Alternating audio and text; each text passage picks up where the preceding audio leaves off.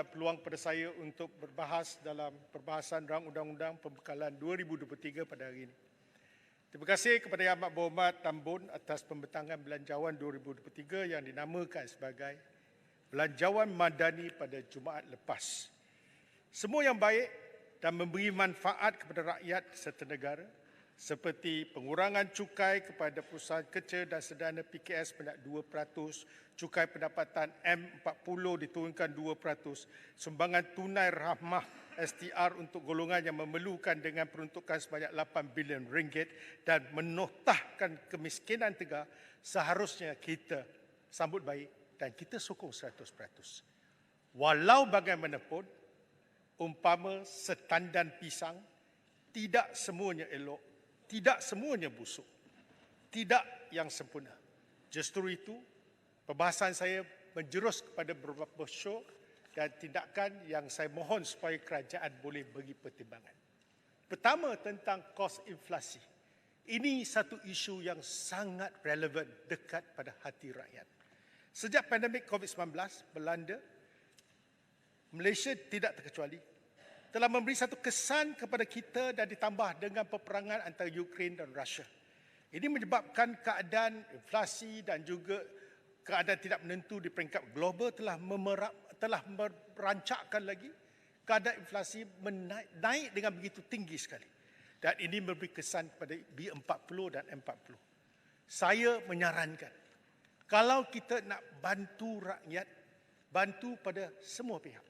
Saya lihat lembaga hasil dalam negeri LHDN, pendapatan individu, cukai pendapatan individu. Saya cadangkan tanggung diri personal rebate bagi cukai pendapatan individu dinaikkan dari 9,000 setahun kepada sekurang-kurangnya 12,000. Kenapa? 9,000 ni, angka ini sudah ada di situ lebih daripada 10 tahun. Ia tidak menggambarkan keadaan yang realistik. Maksud saya RM750 sebulan untuk menanggung diri sendiri, untuk akomodasi, untuk makan dan juga pengangkutan tak cukup. Maka saya rasa kita faham kerajaan mungkin tak boleh tanggung terlalu tinggi. Tapi sekurang-kurangnya sudah sampai masanya kita bagi RM1,000 sebulan untuk tanggung diri. Iaitu daripada RM9,000 setahun kepada RM12,000. Ini akan membantu semua pembayar cukai. Itu yang pertama. Saya rasa sudah sampai masanya. Dan bukan saja itu, RM12,000 sebagai satu nilai ambang sekarang.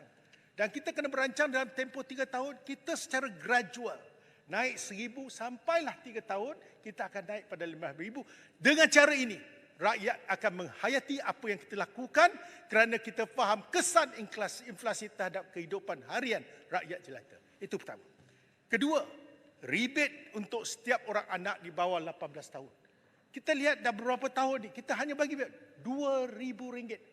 RM2,000 sekarang kos pengangkutan dengan ini dan itu untuk sekolah rendah, sekolah menengah sudah kian meningkat. Saya sarankan, dulu mungkin RM1,000, naik RM2,000. Itu pun tak cukup untuk seorang anak di bawah 18 tahun untuk setahun. Tak banyak.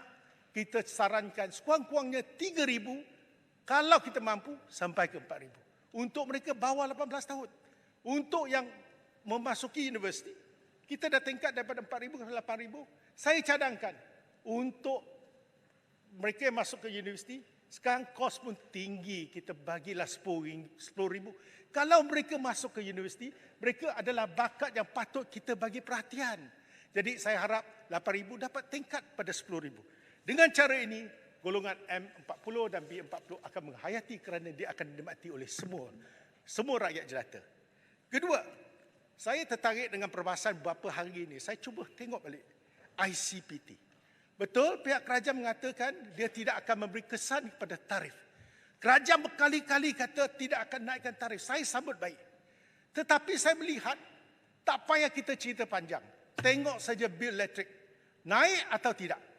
ICPT 3.7 sen 1 kilowatt jam telah ditingkatkan kepada 20 sen 1 kilowatt jam.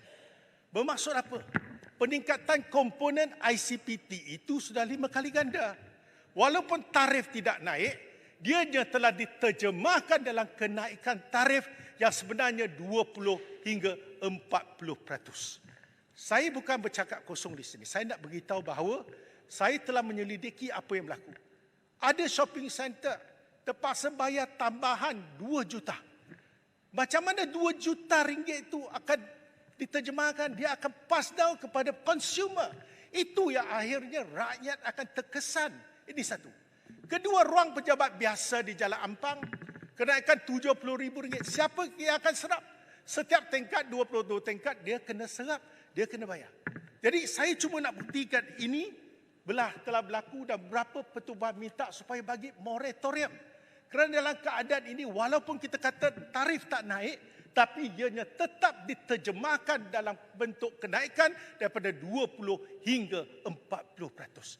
Sebab itulah saya kata, kita bagi contoh, 7 persatuan perniagaan merangkumi hotel pusat memberi belah, mahu moratorium berlangsung hingga akhir tahun. Dan hotel, ini hotel juga, industri berkaitan dengan pusat memberi belah, peruncit di seluruh negara, mereka terkesan kerana peningkatan ni ada salah sesuatu yang mereka tidak ada cara lain, tak boleh pinjam daripada bank untuk membayar bil elektrik. Tak ada satu bank bagi pinjaman sebegini. Jadi dalam keadaan ini, saya minta kita tengok balik. Saya beri satu contoh. Ini contoh, kita tengok sekampit simen berapa? RM25. Kenapa? Kilang simen menggunakan elektrik yang cukup besar, high voltage. Dia tak ada pilihan lain sebab tu dia mahal. Tak boleh RM18, RM20, dia kena RM25. Ini kosnya yang pas tahu kepada pengguna. Dan sewa ruang pejabat, saya bagi satu contoh. Kenaikan RM70,000, dia akan bagikan akhirnya yang menanggungnya adalah mereka yang menyewa ruang itu. Saya beri satu contoh lagi. Sewa server untuk pusat data. Dulu RM900. Sekarang selepas Januari dia sudah naik sampai RM1,300. Kenapa? Kerana bil elektrik naik sampai 30%. Ini yang menyebabkan kesannya akhirnya akan ditanggung oleh rakyat jelata. Jadi saya minta kerajaan tengok balik sama ada cara kaedah untuk menyerap. Tekanan ini sangat besar. Kalau tidak, akhirnya yang sengsara adalah rakyat jelata. Dan seterusnya saya akan membawa satu isu yang hangat diperbincangkan. Ini dalam teks ucapan yang amat berhormat Perdana Menteri, paragraf 211 mengenai KWSP. Walaupun sebelum ni ramai kata kita minta keluarkan KWSP, masing-masing ada pandangan, ada yang kata patut, ada yang kata kita kena simpan untuk hari tua. Bagi saya, yang penting ialah kena berdasarkan kepada data yang tepat. Saya memahami hasrat murni kerajaan dalam membantu rakyat, termasuk golongan yang memerlukan seperti pencarum KWSP yang punya simpanan KWSP yang rendah. Yang amat berhormat Perdana Menteri telah mengumumkan peruntukan RM1 bilion di mana 500 ditambah kepada 2 juta pencarum berumur lingkungan 40 hingga 54 tahun yang memiliki simpanan kurang daripada RM10,000 ke bawah dalam akaun satu. Tapi saya tengok balik. Ini adalah laporan kewangan berakhir 31 Disember 2021, iaitu this is the most latest available report by EPF. Saya lihat sesuatu perkara data yang diberi itu kelihatan amat menakjubkan. Merujuk kepada laporan tahunan KWSP 2021 menjelang 31 Disember 2021, KWSP mempunyai kira-kira 1,935,453 ahli berumur antara 41 hingga 55 tahun. Kohort umur 41 hingga 55 tahun ini ikut laporan ditulis.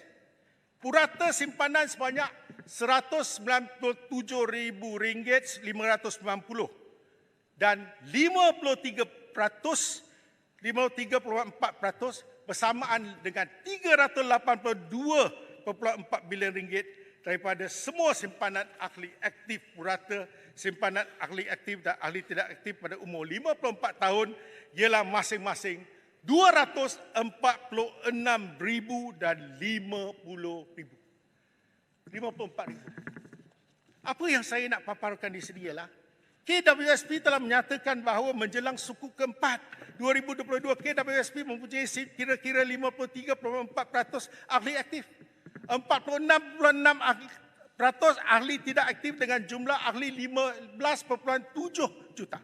Maka kohort pencarum umur 41 hingga 55 tahun ini mempunyai simpanan KWSP yang paling tinggi dengan merangkumi 53.4% daripada jumlah simpanan KWSP oleh kesemua ahli. Purata simpanan KWSP bagi kumpulan 41 hingga 55 tahun, iaitu ahli aktif, telah mencecah hampir 200,000 ataupun 53.4% daripada jumlah simpanan ahli aktif seluruh KWSP. Maka tidak mungkin ahli pencarum dalam kategori ini hanya mempunyai simpanan KWSP di bawah paras RM10,000, iaitu seramai 2 juta orang sebagaimana yang dibentangkan dalam bajet 2023. Maksudnya apa? Laporan yang dikeluarkan oleh EPF, puratanya untuk ahli aktif 246,000. Yang tidak aktif pun 54,000. Mana nak cari mereka yang hanya simpanan tak sampai 10,000? Kalau ada pun, saya tak nafikan. Tak mungkin keseluruhan kohort yang hanya 1.96 juta, semua ni kurang daripada RM10,000. Maksudnya apa? Dalam konteks ini, kita sediakan 1 bilion, tak ada orang akan dapat. Kalau ada pun yang sikit-sikit. Saya nak bertanya, kita nak jaga ahli aktif atau ahli tidak aktif? Saya beri contoh. Seorang yang bekerja, kalau apa konsepnya? 40 umur dia sampai 54. Bermakna seseorang tu telah bekerja purata 20 tahun. Kalau purata 20 tahun, untuk 20 tahun ini, dia mengambil gaji bulanan RM1,000. Mengikut Akta KWSP, seseorang tu kena mencarum 24%, di mana 11% daripada pekerja majikan 23%. RM240 kali 12, RM3,000 setahun. RM3,000 setahun. Kalau dah bekerja 20 tahun, sudah menjangkau RM60,000. Ini bermaksud, kita kalau bagikan pada dua akaun number 1, number 2, 42,000 and 18,000. Takkanlah Aisina, Aicitra, Aisuria dengan pengeluaran khas ni boleh keluar 42,000. Impossible. Kalau ya pun, takkan keseluruhan kohort 1.96 juta itu keluarkan semua. Jadi maksud saya, apa yang sediakan RM1 bilion itu, ia tak boleh dibagi pada siapa. Kalau ada pun sedikit. Kedua, persoalannya, kalau kita bagi ahli aktif, betul lah. Dia kerja 20 tahun, dia masih lagi menerima gaji. Kita patut bantu kalau dia miskin. Apa sebabnya kita nak bantu ahli yang tak aktif? Macam yang berhormat, mungkin dia bekerja pada usia 18 sampai 23 tahun, dia punya KWSP tak sampai RM9,000. Kalau bila dah umur 40, dia jadi ahli tak aktif, dia tak mencarum lagi. Takkanlah kumpulan ini kita nak bantu. Inilah yang dikatakan golongan yang bersasar. Jadi persoalan saya kepada Yang Berhormat, saya tahu ini mungkin Yang Amat Berhormat ambil data daripada KWSP. Saya tak pernah meragui data KWSP dengan Bank Negara Malaysia. Sebab tu saya tengok bulat-bulat. Tapi saya tak tahu, saya dah 3 hari pening kepala nak tengok macam mana saya nak yakinkan orang yang RM500 itu dapat diberi kepada 2 juta pencarum, sedangkan data ini kata 1.96 keseluruhan kohort berumur 40 hingga 54. Ini pertanyaannya. Jadi saya rasa kena semak dengan EPF. Betul kalau laporan mereka buat ni betul? Ataupun dibekalkan kepada Perdana Menteri berdasarkan apa yang mereka rasa betul. Dan saya tengok, kalau kes saya kata tadi, RM1,000 cukup. RM1,000 kalau kerja 20 tahun, orang tu tak ada RM10,000, bermaksud negara ini bukan middle income trap. Ini low, very super low income trap. Dan tak akan menotakkan masalah kemiskinan tegar. Kerana mereka yang bekerja 20 tahun pun tak ada RM10,000 dalamnya. Selepas mereka bersara, mereka dapat berapa ringgit? 1 tahun baru dapat RM500. 1 hari berapa? Bermaksud mereka tidak ada simpanan. Ini kerana RM10,000 ni, kalau untuk simpanan tu 20 tahun, 1 tahun baru RM500. Sehari, 1 tahun 365 hari, 1 hari cuma ada RM1.30. Ini jadi satu isu besar. Sebab tu saya kata, minta Yang Amat Berhormat arahkan KWSP. terangkan kenapa data ini bercelaru. Saya tidak faham macam mana saya nak yakinkan orang kata 1 bilion itu boleh dibelanjakan. Jadi ini sebagai satu contoh yang saya rasa kita perlukan penerangan daripada pihak yang berwajib. Poin yang dipertua, satu perkara lagi saya kata, mereka yang tak aktif. Macam saya mungkin saya bekerja 3-4 tahun, ramai lagi yang pada usia dia bujang, dia bekerja. Tetapi selepas itu dia menjadi tauke, mempunyai perniagaan sendiri, ada enterprise. Orang ni tak akan jadi pencarung aktif. Jangan kita salah target bagi golongan ni tak ada 10,000. Kerana itu silap targetnya. Sebab tu saya kata ada yang kerja dekat Singapura, ada yang berhijrah ke tempat negara lain, tetapi akaun dia masih ada. Dianggap sebagai ahli tidak aktif. Sebab tu saya kata bila bersasar tu mesti ada pendekatan. The devil is in the detail. Sebab tu saya kata 1 bilion bagaimana dia dapat belanjakan kepada keseluruhan kohort ini. Itu sangat penting. Balik pada satu lagi isu ialah hitam sikit. Ya. Saya dengar dengan penuh teliti cerita yang dijelaskan oleh Air Hitam sebentar tadi, khusus kaitan dengan data-data dan maklumat yang diberikan. Bolehkah Air Hitam bersetuju sekiranya satu penjelasan diberikan tentang kiraan ini supaya tidak ada yang keliru? Sebab di luar sana betulkah baki tinggal 5,000, betulkah baki tinggal 10,000 dan sebagainya. Tunjukkan apakah kiraannya untuk tujuan penjelasan jadi semua orang faham apakah kesan daripada pengambilan sebelum ini kepada baki KWSP rakyat Malaysia yang terlibat khususnya. Terima kasih. Terima kasih Putrajaya. Saya rasa begitulah. Sangat elok sebab kita perlukan penjelasan. Kerana ini bukan wang kerajaan. Wang yang disimpan oleh ahli. Apabila kita sebut dalam konteks ni, yang ahli aktif purata dia hampir 246,000, yang tak aktif pun 54,000. Siapa yang jadi golongan yang tak kurang, tak lebih daripada 10,000 ni? Dan siapa yang akan menerima manfaat? Macam mana boleh kita belanjakan 1 bilion? Itu soalan yang kita luluskan di sini kata 1 bilion. Siapa yang dapat? Ataupun perlu kita ubah strategi? Kalau usia 20-25 mungkin ada yang tak sampai 10,000. Ya? Tapi kalau mereka yang bekerja aktif sampai 40 tahun tak akan jadi 10,000 saja. Ini logiknya. Saya minta supaya KWSP bagi penerangan. Ini tentang item saya cuma nak sebut. Saya mengalu-alukan projek pelebaran 4 lorong penanam lorong di kawasan saya. Tapi cuma satu je. Hanya melibatkan daripada Sedenak sampai ke Senai Utara. 20 km.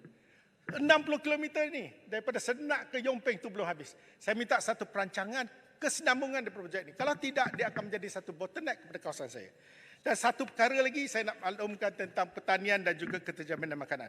Saya dah banyak cakap pasal telur dan ayam. Saya tak nak sebut. Sebab menteri dah kata dia akan bagi subsidi 1.28. Cuma saya heran, saya berucap di sini, saya terima surat daripada lawyer yang mewakili pengimport daripada India. Itu yang saya tak faham. Dan saya ditegar untuk berucap. Ini yang teruk. Sebab tu saya dia jawab nanti tengok Facebook saya. Saya kena tunjukkan. Ini medan saya sebagai wakil rakyat. Saya rasa terpanggil untuk membawa isu ni. Apa salah saya? Macam mana penimport dia melalui lawyer tulis surat pada saya. Ini flaw saya. Hitam, boleh saya tanya sikit penjelasan Hitam? Berkaitan dengan pengimport ini, saya pernah bertanya kepada Yang Berhormat Menteri dalam sesi penggulungan. Berapa syarikat yang mengimport dan nama syarikat yang mengimport tersebut. Tapi Yang Berhormat Menteri jawab ini sementara saja tanpa menjelaskan keadaan sebenar. Jadi saya mohon supaya dinyatakan berapa syarikat yang dapat, nama syarikat yang dapat dan apakah terdapat bantuan kerajaan dalam konteks mengimport telur pada waktu itu dari India ini. Terima kasih. Terima kasih, boleh masukkan dari sebagian ucapan. Sebab saya tak minat, saya tak sebut pun syarikat apa. Sebab saya tak nak tahu. Tapi kalau Yang Berhormat nak tahu, minta menteri lah jawab. Sebab siapa yang dapat, sama ada elemen subsidi, saya tak nak tahu. Sebab saya tak cakap apa-apa. Tak cakap pun sudah kena saman. Saya pun tak tahu apa ni.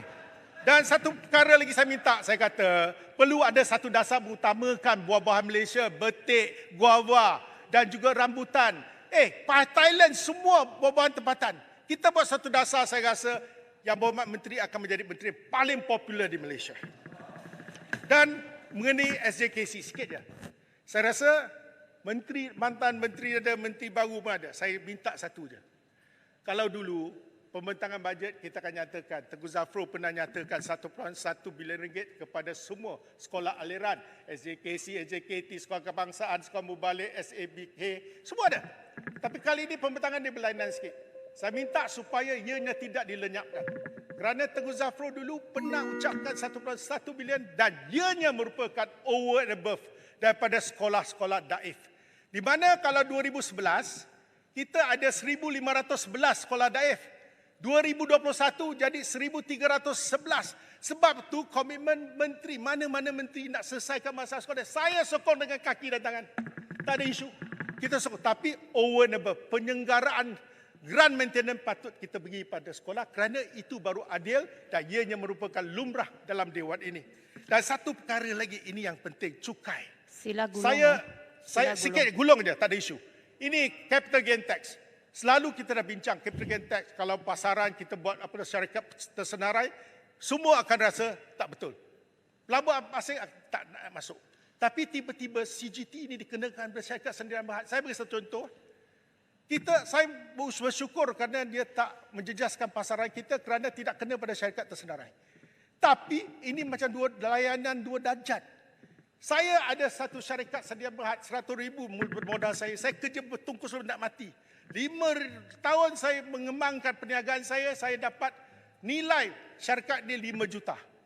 49 juta tu saya kena bayar cukai. Sedangkan kalau saya pelabur daripada England ataupun US, hari ni saya masuk share market, lusa saya untung 5 juta, saya tak payah bayar apa-apa. Itu yang saya kata kesannya kepada IKS perlu kita tengok. Dan sebagai penghabisan GST yang amat berumur Perdana Menteri kata tak nak. Tapi saya nampak dia kata cukai barangan mewah. Apa definisinya? Tidakkah kita melihat GST ini, kita kurangkan kadar, memperbaiki mekanisme refund itu. Mungkin lebih baik. Kalau tidak dalam kes ini, yang saya paling takut ialah Menteri Pelancongan. Dia akan terkesan. Sebab orang daripada luar datang ke Malaysia beli apa? Jam tangan dengan beg mewah. Dulu ada GST, 44% of the refund datangnya daripada pelancong Cina. Dia pergi ke pavilion, beli 5 jam tangan, 5 beg. Ini yang kita nak, dia datang ke sini bukan untuk beli beg. Kerana kesan limpahan daripada sektor pelancongan 80 bilion, itu yang kita nak. Yang berhormat Air Hitam, masa sudah tamat. Ya, jangan kita sembelih ayam keluarkan telur, akhirnya kita akan rugi selama-lamanya. Itu yang saya minta, saya mohon menyokong. Terima kasih. Terima kasih. Sekarang saya jemput Yang Berhormat Besut.